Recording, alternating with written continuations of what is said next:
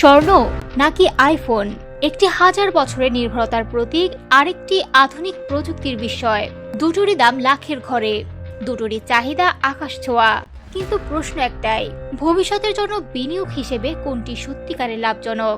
বিনিয়োগ মানে শুধু টাকা খরচ করা নয়, বিনিয়োগ মানে এমন কিছু কেনা যার মূল্য সময়ের সাথে কমবে না, বরং বাড়বে অথবা অন্তত টিকে থাকবে। যে সম্পদ যুগের পর যুগ ধরে মানুষের আস্থার প্রতীক, রাজা বাদশাহের কোষাগার থেকে আধুনিক কেন্দ্রীয় ব্যাংক, সব জায়গায় স্বর্ণ মানে নিরাপত্তা। বর্তমান বাজারে বাংলাদেশে এক ভরি স্বর্ণের দাম 2 লাখ টাকারও বেশি। গত এক দশকে লক্ষ্য করলে দেখা যায় স্বর্ণের দাম বরাবরই রেকর্ড ভেঙেছে। বিশ্ব অর্থনীতিতে অস্থিরতা, মুদ্রাস্ফীতি, যুদ্ধ কিংবা বৈশ্বিক সংকট, প্রতিবারই মানুষ ফিরে গেছে স্বর্ণের কাছে।